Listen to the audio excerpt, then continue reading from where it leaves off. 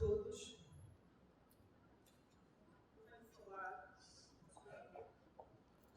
Venho falar sobre as cidades queridas na costa, Luanda e Maputo. Os paralelismos entre Luanda e Maputo começam por terem se constituído como uma instalação junto à costa. 2, terem sido o local escolhido, terem tido o seu local escolhido pela mesma condição de excelente porto, mesmo que em cronologias bem diferentes. 3, de se situarem no hemisfério sul e logo com uma cor geopolítica comum que isso comporta. Digo, cito o antropólogo Rui Duarte de Carvalho ao referir-se a outro paralelismo, Brasil-Angola, na sua obra Desmedida. 4, sujeitas ao mesmo colonizador que desce e sobe a costa da África com o mesmo fito em mente. A África como lugar de passagem apenas, de reabastecimento, inicialmente. Ambas são herdeiras, portanto, da história das imperiosas e inerredáveis geopolíticas oceânicas, ainda segundo o Rui Duarte de Carvalho. Mas há mais. Há assimetria, há uma homotetia entre capital e território. E aqui permito-me citar um autor, um poeta angolano, que diz, na poesia Luanda é a cidade. Luanda é a cidade que não sabe se é cidade, se é país. Tanto país se encontra nela, tanta cidade compõe este país. Tão país e tão cidade, Luanda, mulher, criança, velha, homem que por ela morre e vive, do Mocuço às alturas do Baliza. Costa Andrade, poeta. Há uma simetria aqui entre a posição do observador, uma aproximação situada. A expressão situada é usada inicialmente na inteligência artificial e na ciência da cognição. Estar situado, diz-se um agente que é encarnado, embodied, num ambiente. Nessas disciplinas, a aproximação situada afastou-se da aproximação tradicional, no que esta procurava atingir comportamentos abstratos. Dessa origem, o conceito tem ganho campo em várias disciplinas, onde a circunstância conta tanto como a substância. Eu sou eu e a minha circunstância é a conhecida frase de Ortega y Gasset. Na minha circunstância, eu absorvo informação e absorvo valores. Estou imbuído num meio, mesmo que a liberdade exista. A primeira parte da sentença, eu sou eu. Aqui, todavia, não se trata de mim, mas de nós. Em Portugal, umas quantas gerações que foram escolarizadas segundo princípios e práticas de rejeição, de crítica e de questionamento, e de se sentirem parte de uma nação imensa, una e transcontinental. Apesar do colonialismo vir de longe e do século XV e de ter determinado o essencial da ação política desde pelo menos a Conferência de Berlim, a política nacional portuguesa, e de ter, foi só a partir da década de 30 do século XX que o regime, já então o de Salazar, de partido único, de censura de imprensa e de repressão política, só a partir da década de 30, então o regime se lança numa campanha vigorosa em prol de uma assunção pelo povo português na sua totalidade, e não apenas dos intelectuais, por parte dos intelectuais e dos políticos, como ocorrera até então, de um desígnio nacional, o de se considerar o Império Colonial e de se o fazer funcionar enquanto tal. A campanha é essa que foi persistente e longa, dura até ao final do regime, em 1974. Entre os anos 30 e meados dos anos 70, cerca de 40 anos, a exposição à noção de Portugal imperial fazia-se sobretudo em meio escolar, também em filmes, em romances, em comemorações, em exposições, ou em banda desenhada, como estamos aqui a ver, uma recriação da gesta colonizadora dos portugueses. Pelos livros de texto das escolas primárias, também dos livros de texto de escolas secundárias, mas com efeito bem menos estendidos, e pelos mapas. Nesses mapas, é significativa a disposição das duas grandes colónias. Estamos a ver a atmosfera que se vivia em boa parte das centenas de escolas primárias portuguesas e um apetrecho presente em todas as salas, que é o mapa de Portugal insular e do Império Colonial português. Estamos a ver um mapa de 1934, que é editado pouco depois da segunda promulgação do Ato Colonial de 1930, mas republicado com a Constituição de 1933, Ato Colonial esse que define a política colonial do Estado Novo. E neste mapa vemos de par a par Angola e Moçambique, os dois grandes territórios colonizados pelos portugueses e que continuavam dependentes nessa altura. Portanto, há uma colocação no mapa que é significativa, a par e outro de África, e de um eixo simbólico que divide o mapa, onde podemos ver um pequeno mapa mundi sob a bandeira portuguesa, que é uma espécie de guia do labirinto puzzle do Império, completando a composição Guiné, os arquipélagos insulares, Madeira e os Açores, e depois o Extremo Oriente com os restos do Império na Índia, Timor e Macau. Neste outro mapa, uns anos depois, 1939, a aproximação acentua-se entre as duas grandes colónias.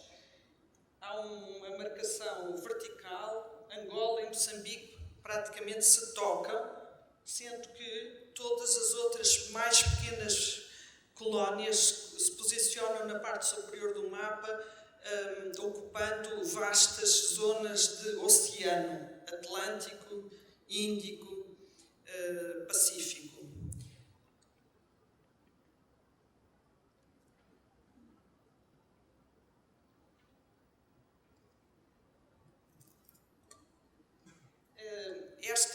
Esta composição persiste. Em 1964 encontramos um mapa cuja definição é muito fraca, mas que repete a composição gráfica, a maneira como estão organizadas as colónias entre si.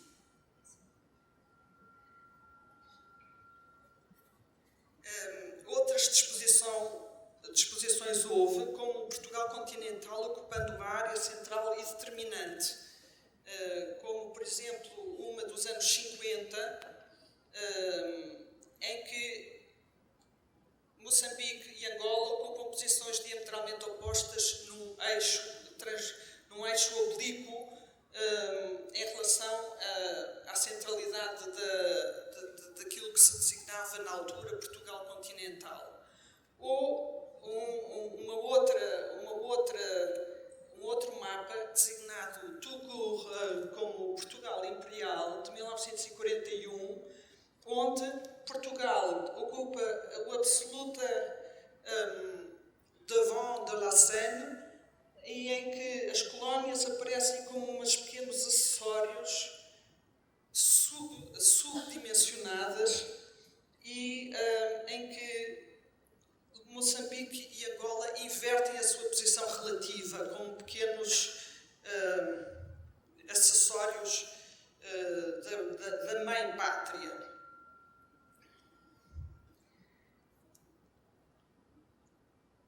Mapas mais antigos, como por exemplo do século XIX, este mapa, aparece-nos o Império designado nesta época como Portugal ultramarino, mas em que estas duas grandes colónias assentam no mapa de de África. Não aparecem segregados entre si, aparecem de facto instalados no seu habitat geográfico natural.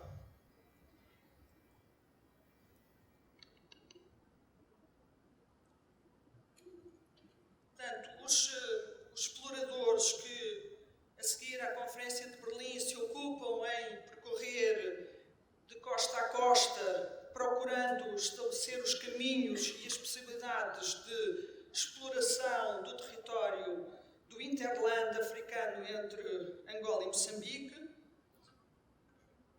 e que depois se corporizam no chamado mapa cor-de-rosa, e que é uma pretensão portuguesa que é contestada pelo Império Germânico e Britânico, e que promove uma série de consequências políticas do país numa atitude defensiva em relação às suas colónias de então, e que promove, entre outras coisas, uma ocupação efetiva do território, estabelecendo finalmente, por exemplo, a cidade de Lourenço Marques, que veio a tornar-se a cidade de Lourenço Marques. Aqui vemos um extrato novamente do mapa de 1939, em que as duas colónias ocupam posições simétricas, de par e par, da costa africana, e vemos aqui outra simetria na colocação das duas grandes colónias no mapa da Europa. Isto é um mapa que foi usado na exposição colonial do Porto em 1934 e que se tornou um dos lugares de memória dos portugueses de toda uma geração. Portugal não é um país pequeno quando olhamos para as possessões territoriais comparadas com a área europeia. Deste mapa africano, os portugueses da minha geração realmente absorveram esta situação. Havia um paralelismo entre as duas grandes colónias, uma voltada ao Atlântico, outra voltada ao Índico. E paralelismo e simetria que foi reforçada por inúmeras situações cartográficas e arquitetónicas e urbanísticas.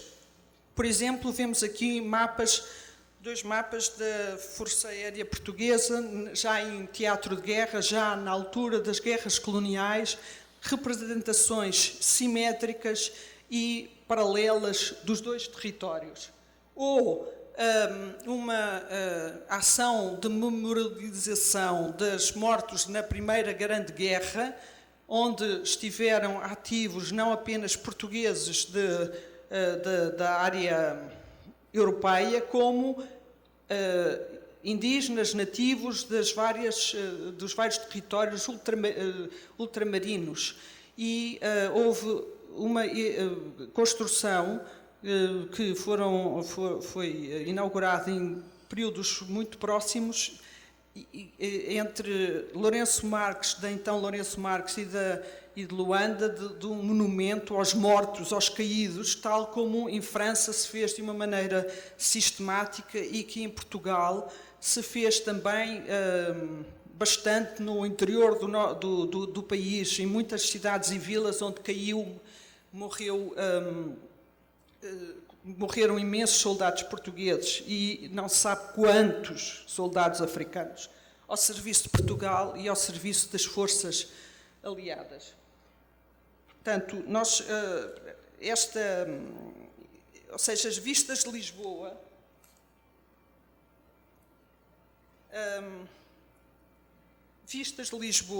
também uma cidade de costa, e por quem ainda viveu o período colonial, Luanda e Maputo afiguram-se como cidades irmãs.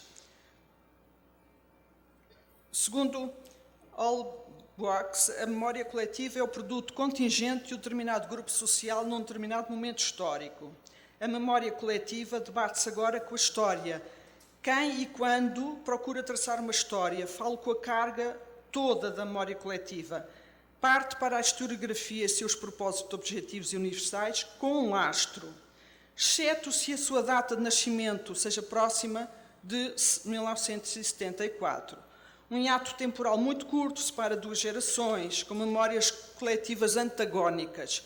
Isto significa que é possível que entre um moçambicano, um angolano ou um português que tenham frequentado o ensino primário ou mais alguma formação e se situem hoje na casa dos 50, haverá mais entendimento e memória comum do que entre um português dessa faixa etária e os portugueses jovens ou menos jovens e cuja memória do 25 de Abril é escassa. São experiências à parte e visões à parte.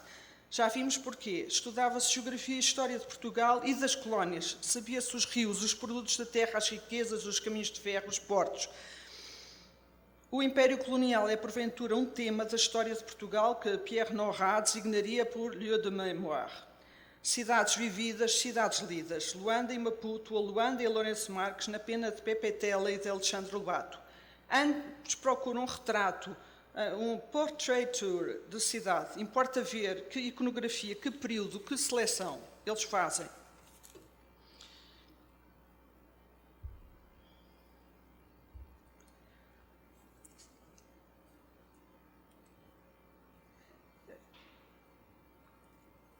Pepe Tela, pseudónimo de Artur Carlos Maurício Pestana dos Santos, escreve Luandando, usando o gerúndio que ele inventou ou reinventou no sentido de ir vivendo. O Alexandre Lobato escreve num livro, o Pepe Tela, que é publicado como um livro bilingue entre português e francês, e é um trabalho de encomenda por uma empresa petrolífera francesa. Portanto, é um trabalho atípico em relação a este escritor. Ele não faz por iniciativa própria, mas por uma encomenda. No entanto, faz uma biografia, traça uma biografia geral da cidade, que é muitíssimo interessante. Pepe Tela, que foi um militante, que é um militante e que foi um militante do MPLA e teve responsabilidades importantes como vice-ministro da Educação do governo do presidente Agostinho Neto e que, etc. Tem uma posição de, apesar de origem portuguesa, tem uma posição de inserção nos propósitos de libertação da antiga colónia. Pelo contrário, Alexandre Lobato, que nasceu em Lourenço Marques em 1915 e faleceu em Lisboa em 1985, tem uma posição de um autor. O Pepe Tela é sociólogo, tem uma formação de sociologia. O Alexandre Lobato tirou o curso em Coimbra de Histórico-Filosóficas, é um historiador e pratica a história. E é um historiador muitíssimo sério, muitíssimo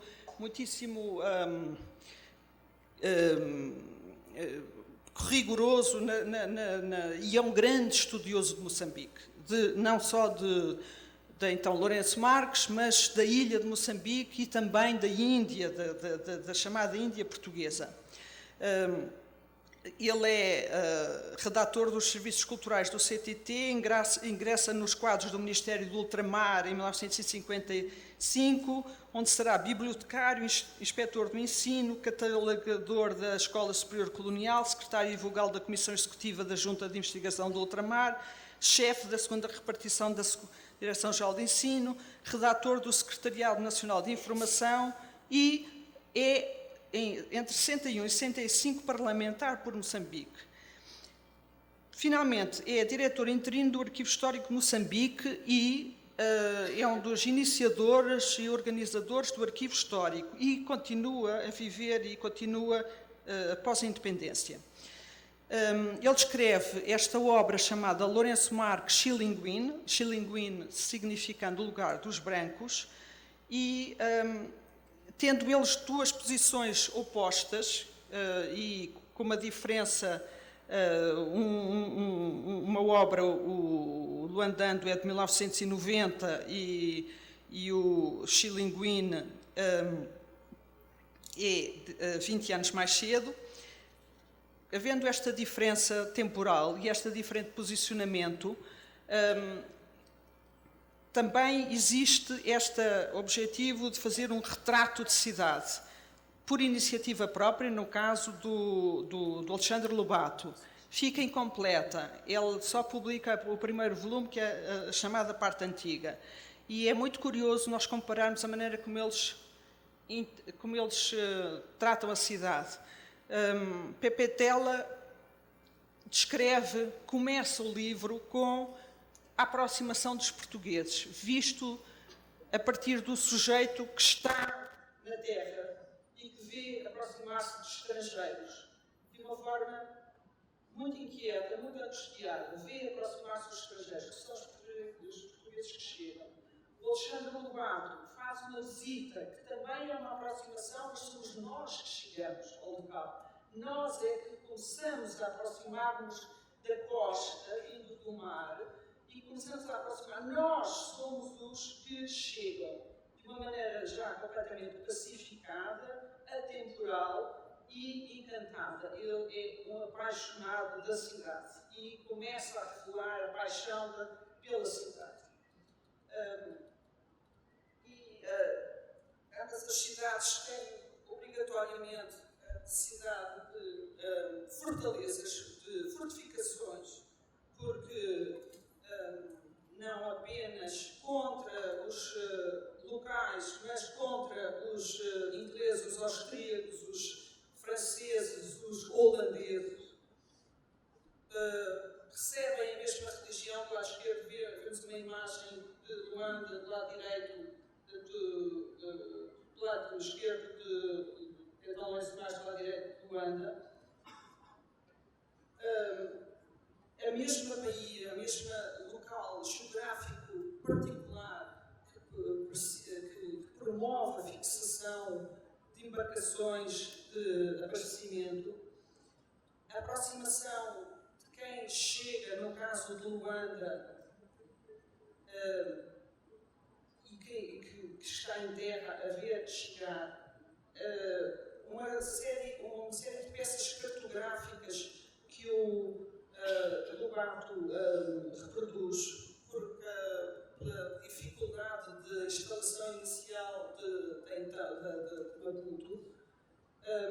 Lobato, aqui são extratos de Lobato, mostra uma cidade europeia, apesar de ele ter um capítulo dedicado à Índia, em África, mas tem um capítulo dedicado à Europa, em África, e o seu enfoque é a valorização da presença europeia em África e mostra, sobretudo, uma presença europeia e uma capacidade de atuação europeia.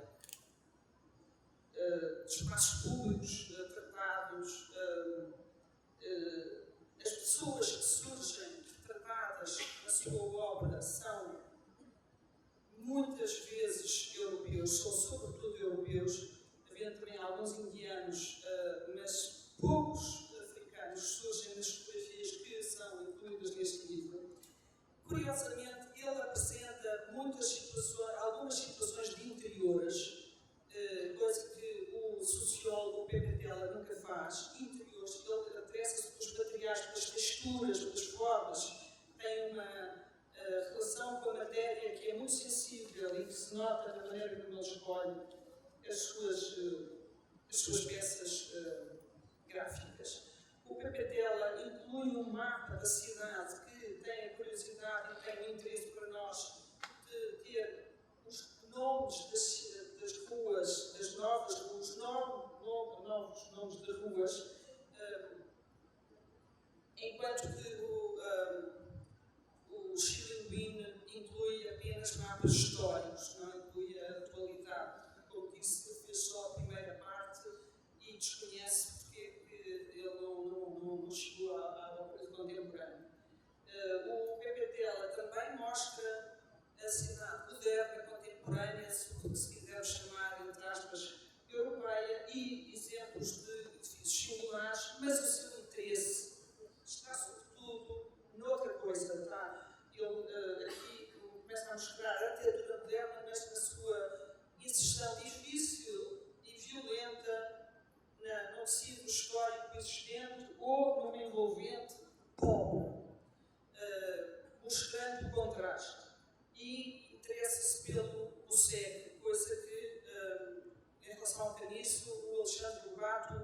não faz. E ele interessa-se pelas gentes, tem muita iconografia voltada para a população e as suas atividades, festividades. E, apesar do Alexandre Lobato aderir à ideologia do lusotropicalismo, e talvez por isso mesmo, vou apenas ler um pequeno trecho que ele escreve sobre a ilha de Moçambique, mas poderia também ser aplicado a todo esse chamado império. O sincretismo dos séculos, feito pelas vidas dos simples, dos comuns, dos idealistas e também com a dos vagabundos, dos miseráveis, dos náufragos, que com os mercadores ricos de roubos, os clérigos, os sátrapas de pecados, os nobres déspotas de poder, andaram a espalhar Portugal por toda a parte e de qualquer maneira, amando, servindo, sofrendo, guerreando, roubando, ladrões das aulas, ladrões do mar, ladrões na terra, homens afinal todos. Esta é uma imagem final, não no livro, mas nesta apresentação da obra do Alexandre Lobato, em que a presença de um poder protetor e um poder vindo da Europa se estabelece nos trópicos. Portanto, é um negrinho sendo protegido por uma mãe e, em contrapartida, uma velha quintandeira na obra do Pepe Tela. Muito obrigada.